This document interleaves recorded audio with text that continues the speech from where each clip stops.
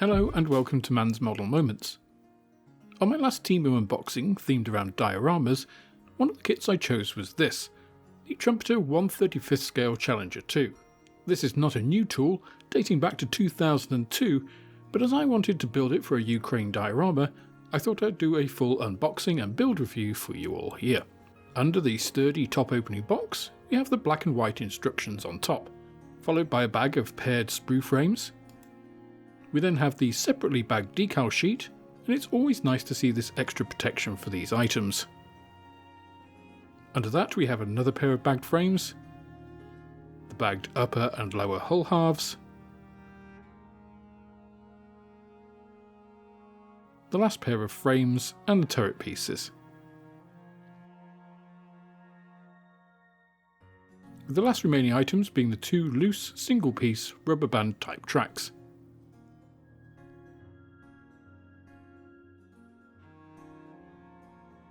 The instructions appear to be pretty basic to start with, having quite a dark reproduction of the box art, together with the usual colour descriptions, though with no actual paint references. There's a set of construction symbols with their meanings and some basic specs to finish off here.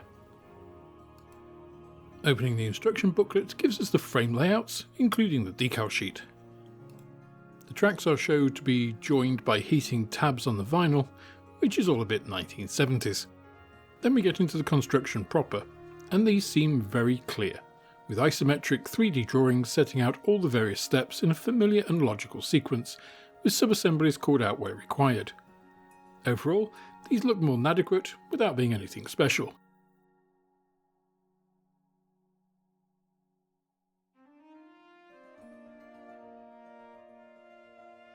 Last up here is the painting reference, which is also a dark grayscale, which isn't very helpful, and even more bizarrely seems to have no guide for the extensive decal sheet. I personally wasn't too worried about this as I was going to go off-piste for my example, but for anyone else this is pretty bad.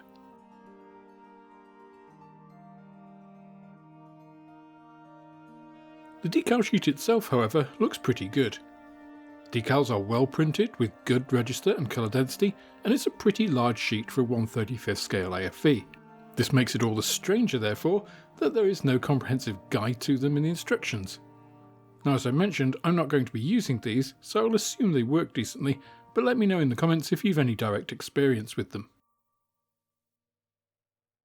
First up in looking at the plastic are the upper and lower hull parts. These are large single part castings with decent texture and moulded surface detail. It's not particularly stunning, and the non-facing sides are pretty rough, with lots of ejector pin marks and a generally poor finish, but overall they seem decent with no warping or twisting. Dry fitting them didn't show any major issues, unlike the recent Revell Leopard 2.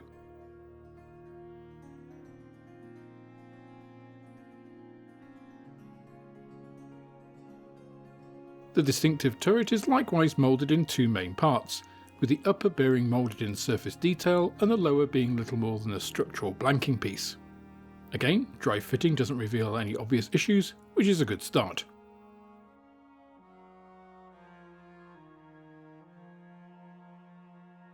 Next up are the two duplicated frames for the suspension and wheels. These all seem decently represented, with no immediate red flags and a reasonable level of moulded detail.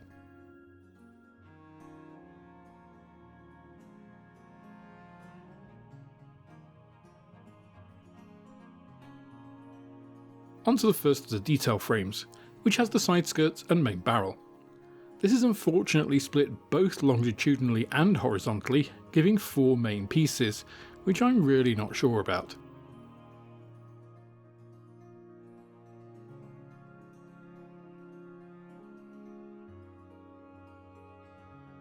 There are some fine pieces here, such as the engine access hatch hinges, and basic surface detail on the larger items.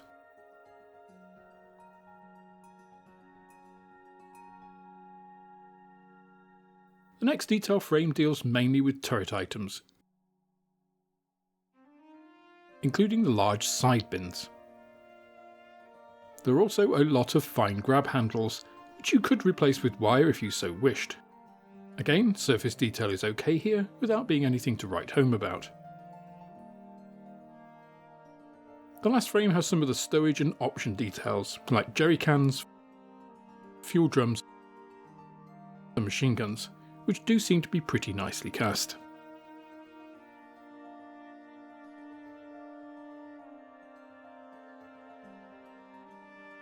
Now, I'm not going to show you a detailed frame view here, as you'll see this in the build as we go along. As with many 1/35th scale armour kits, we start by assembling the road wheels, which feature polycap wheel attachments as popularised by Temu. These give us no problems at all,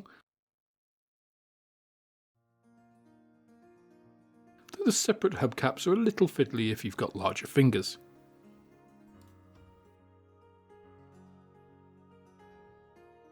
We then turn to the idler wheels, which you can see do feature some raised pin marks on their insides, though as you won't see them, I just ignored them. Remember them though, as you'll see these features much more as we proceed.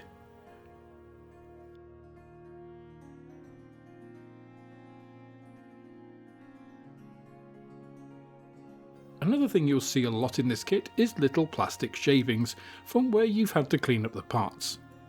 These drive wheels are a good example of this, not only requiring careful cleanup of the awkwardly placed sprue attachment points, but also across all of their inner and outer edges.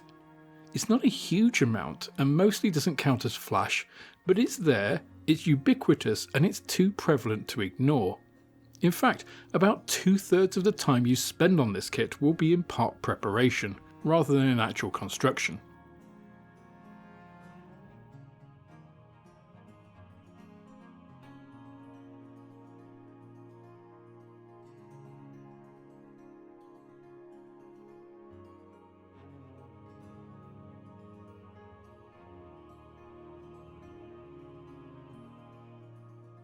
When finally cleaned up, the parts go together fine. It just takes a long time for you to get to that point. Even after that, it needs a bit more cleanup and some extra thin to smooth out that scraping.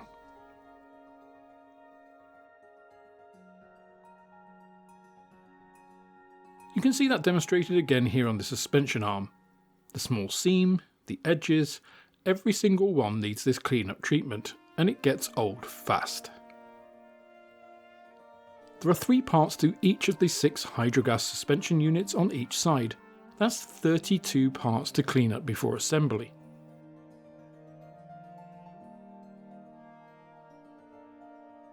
When done, the units are very simple to make, which is a blessing.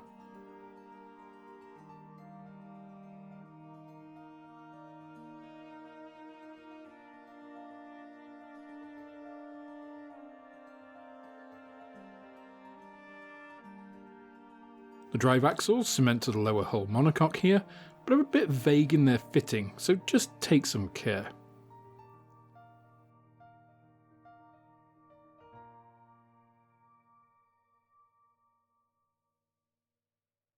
Mounting plates for the HSUs go on with a much more positive fit.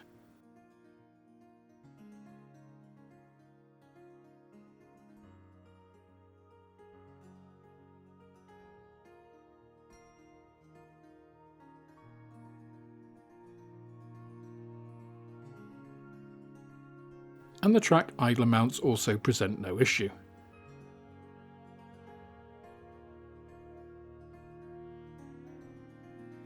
The same cannot be said of the track idler wheels themselves, however, which are a pain to clean up and have a nebulous fit on their mounts with a lot of float. So you really need to make sure that each pair are attached properly and mounted as you want them, because as you can see here, it's not a straightforward matter to get them sitting straight.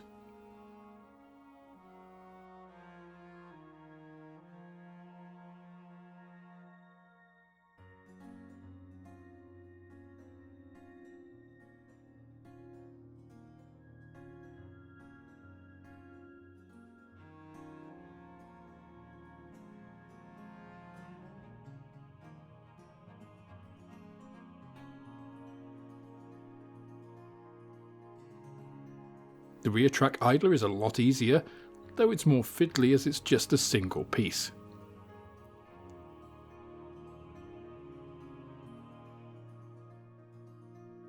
The main idler wheel mount is a 3-piece assembly that is worth taking some care over to get everything well aligned too.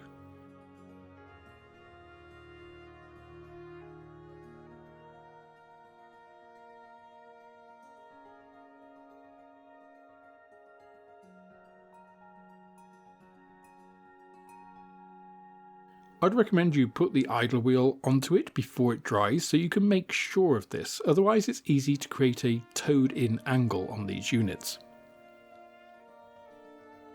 The HSUs fit onto their mounting plates well,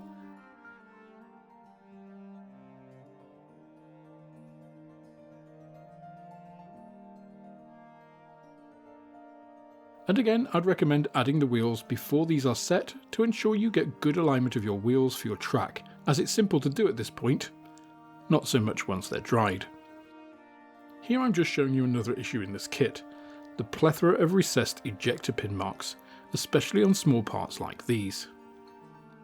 I've chosen to ignore these during the build and deal with them when I come to finishing the tank at a later date.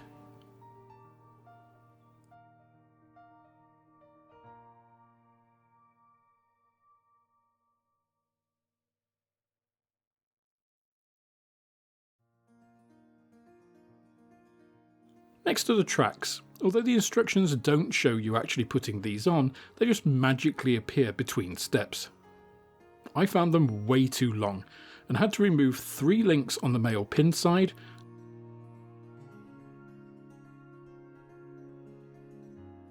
and 1 on the hold tabs to get a track that actually stayed on at all. Once trimmed, the single track width fitting was secured with superglue. I used the same method to put the track on as for the Revell Leopard 2, putting the track on the unattached drive wheel, looping it around the road wheels, and then securing the drive sprocket last, which works really well. Some of the smallest sub-assemblies in the kit are rather fiddly, this towing assembly being a good example. With the parts also needing cleanup and frequently with ejector pin marks, this can be a really frustrating experience. I imagine the same assembly made by ICM would be just as fiddly, but because the parts would be sharp and crisp, it wouldn't feel as much of a chore.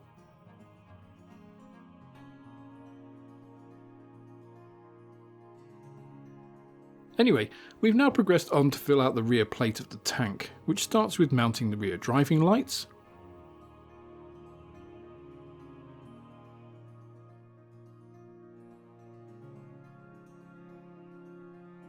and then proceeds through the various hull lugs,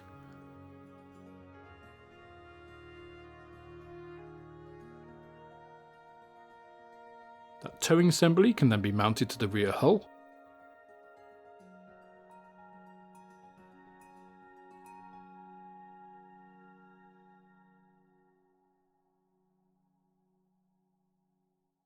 as well as these spare track links.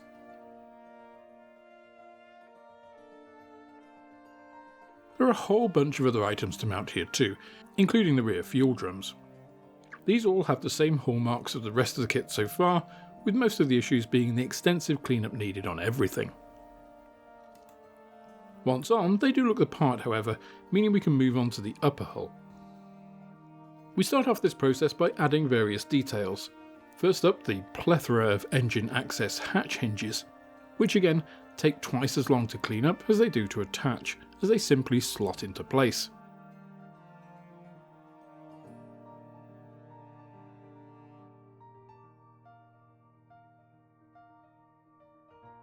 Next are these pieces, which I think are some sort of rubber covered protective bump stops, but let me know if you know any better.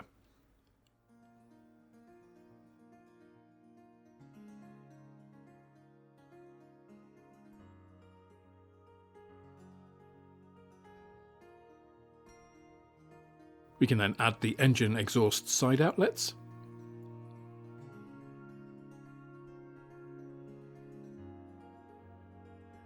and then the main missing part of the rear hull section, which fits well, though you can see how rough the moulding is on the underside of the hull here. After adding various other gribblies to the upper hull like headlights and such, it's time to now bring upper and lower hull sections together. I started by cementing the front, moving to the back,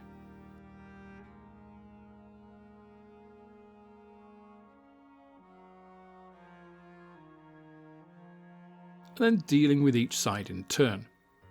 Being systematic in this way allows you to identify and eliminate any issues as you encounter them.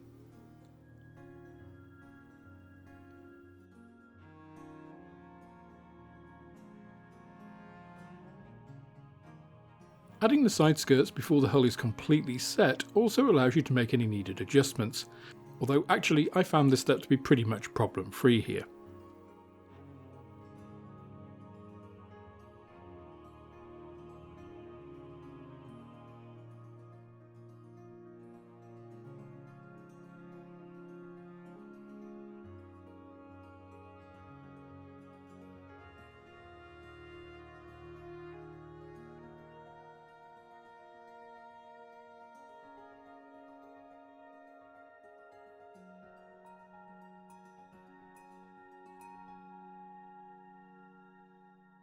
The tow cable mounts are added next, and again provide no issues.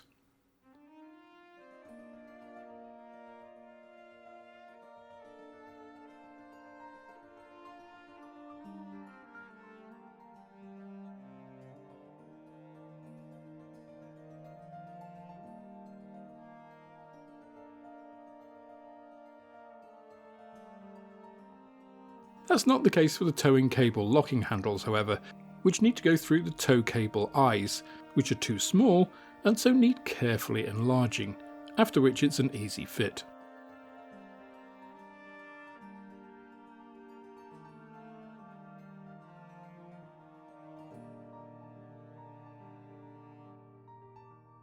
Now we come to that split barrel, which is actually 5 pieces because of the mid-barrel ring that needs adding.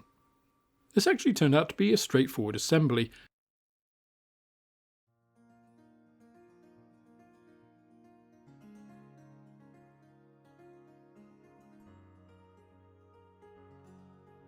With the bonus that I didn't mount the muzzle laser reference system incorrectly like I initially did with the Leopard.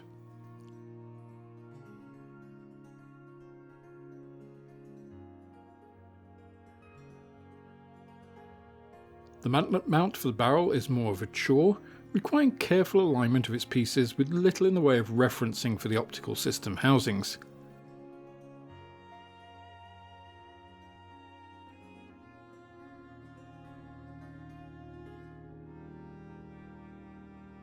Still, with some patience, it comes together in the end.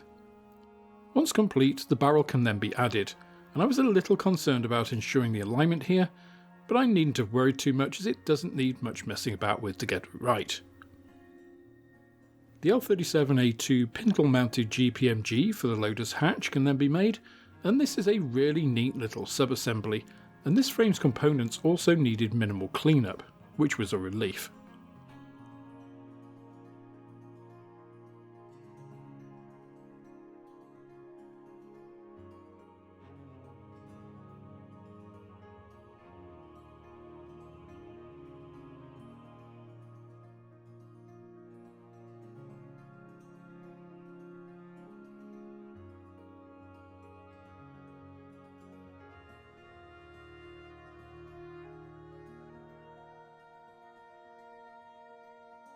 The commander's periscope assembly was next, which isn't hard, but it just has a hole in it rather than a transparency, so I left the face off to add a piece later on.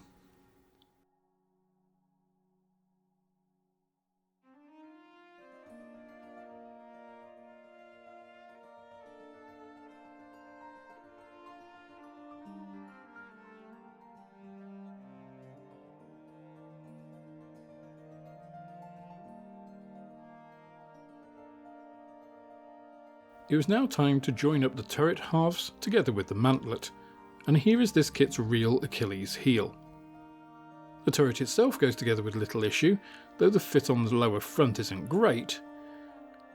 What's unforgivable though is the fact that if you use the moulded in mounts for the mantlet, it sits about 3 to 4 mm too far forward, and as these are moulded on both elements, you can't adjust it either.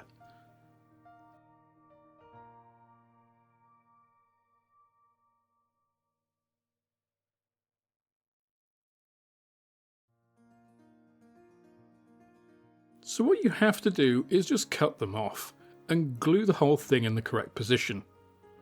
How this was allowed to get through into a production kit I've no idea, and why Trumpeter haven't corrected it after 2 decades is anyone's guess.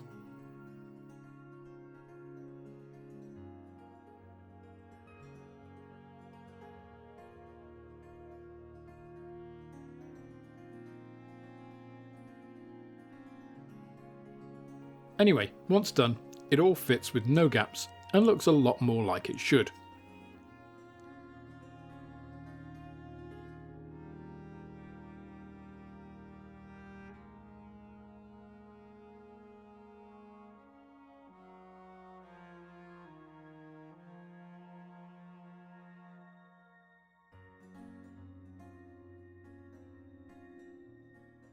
The next parts that need making and adjusting are the smoke dispensers. The first thing you need to do is cut off the indexing tab, since it makes them sit in the wrong position on the turret. With that done, you can cement the 2 halves together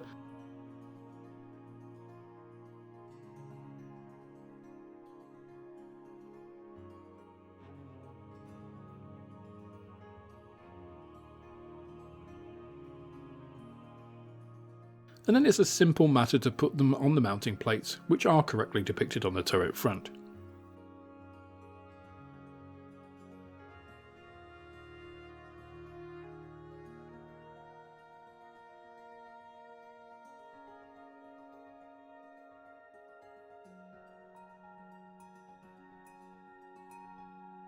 One thing I hadn't appreciated about the Challenger 2 before I started making this kit is that the actual turret is a broad T-shape at the rear, with the square shape being made up of stowage bins.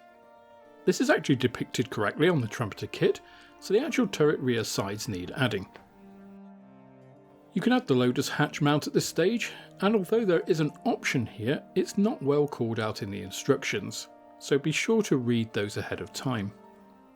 We then move on to the hinges for those rear turret stowage bins. These are not the best of fits in my experience, even with cleanup. The first assembly is fairly straightforward. The other is a little more involved, as it includes a housing for one of the internal radios and its external aerial mount.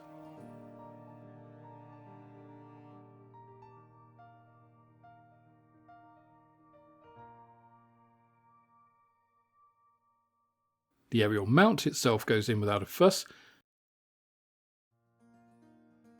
but the hinge needed quite a lot of work, with it and its mount not really matching up well at all. I needed quite a bit of trimming to make this fit.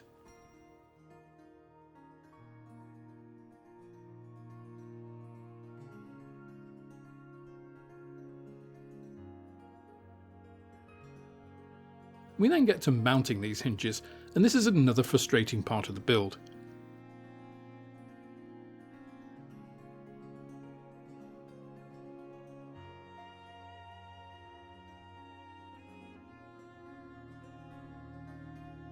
I'd recommend actually making the stowage bins first so you can check fitment when placing these, because otherwise you could be in for all sorts of issues later.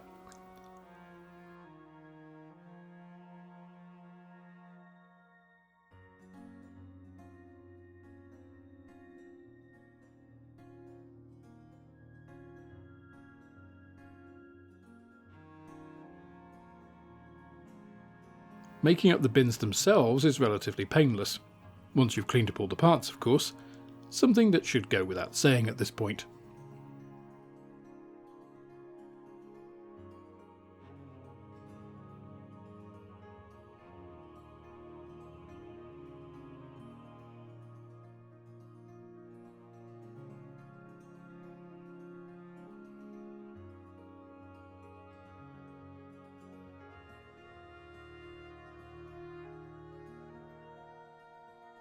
The rear stowage bin is the nicest to make of the 3 and has some really nice detail that you're unlikely to ever see, but its fit is by far and away the best of them.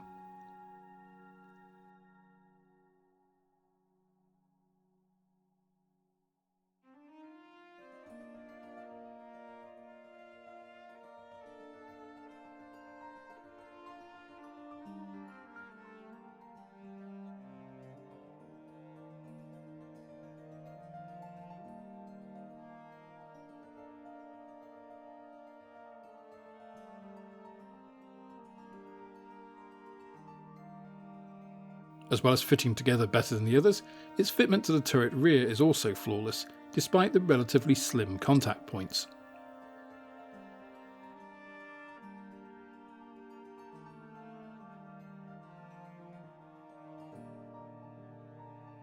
I then added all the other turret detail pieces, commander's cupola, warning lights, etc.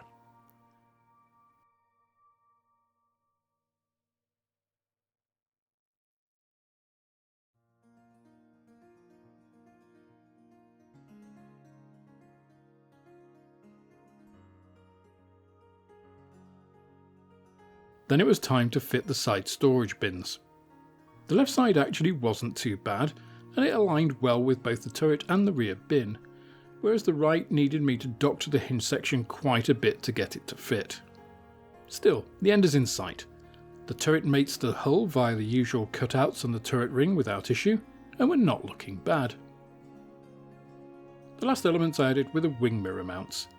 The wing mirrors are usually removed for operations and the mounts folded down, so I modified the kit parts to represent this. First, cutting off the mirror mounts, then the hinge from the rest. The hinges were then glued into the indexing holes on the hull,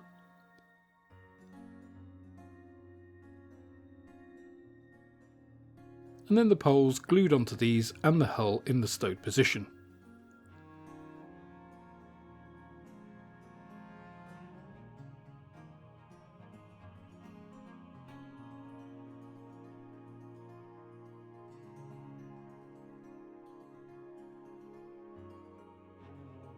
With that, let's look at the finished model.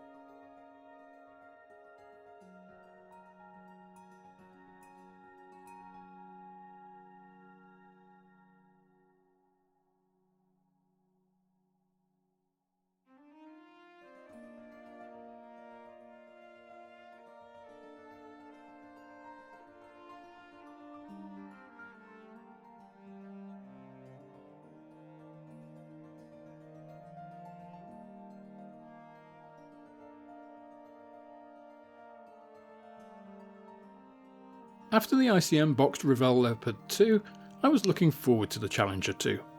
I knew this was an older kit, but Hobby Boss's AFVs I've had before have been lovely toolings, and I've had similarly aged Trumpeter aircraft that have also been gorgeous, so I thought this would be similar. It's not. The detail on the actual kit is okay, if a little basic in places, and some of the areas aren't as accurate as they could be, but the finished model does evoke the lines of the Challenger 2 well. Where the kit really falls down is the quality and engineering of the tooling, especially when comparing it to the Revell Leopard 2 or the recent ICM kits I've been building. The main issue is that the tooling feels a bit rough, like it was rushed into production maybe, and then it hasn't been cared for since. The extensive pin ejector marks, rough non-facing sides, and ubiquitous cleanup required on the kit just becomes wearing, and makes the whole build a bit of a slog rather than being enjoyable. Add to that the absolute glaring error with the turret mantlet mount, other avoidable built-in accuracy issues like the smoke discharger mountings, and some problematic fit areas like those turret stowage bins, and you've got a kit that has a number of traps for the unwary. The instructions seem clear in the main, but they also have options that they don't actually point out until it's too late, and they just miss some sections out, like fitting the tracks. As I'm going to be using this in a Ukrainian diorama, where I can add extra foliage camo, a lot of mud and weathering, and where it forms a backdrop for the figures, it's fine because I can hide all of those faults, and the low cost of the kit makes it suitable for this purpose. If you were building this because you really wanted to depict a Challenger 2 by itself, however, say if you crewed one or worked with them, then this is not a kit I'd really recommend. So all in all, this is a real mixed bag. If you're an experienced modeler who enjoys, or at least doesn't mind, extensive cleanup of parts before doing anything, then with references and some elbow grease, you can make a decent Challenger 2 quite cheaply. This kit is available for about £25 in the UK. If, on the other hand, you want the best Challenger 2 you can buy, you really need to look for the Rye-Field Models kit, though that is over twice the price. So as usual, you pays your money and you takes your choice. That's all for this instalment of Man's Model Moments. If you enjoyed the video, please click the like button, subscribe to the channel for more like it, and share this video with others you think would also enjoy it. You can also follow me on Instagram, Twitter and Facebook, and if you're feeling generous, then I also have a Patreon, which is absolutely the best way of helping me to grow the channel and produce more content like this. With that, I hope you have plenty of modelling moments of your own, and I look forward to welcoming you on the next video.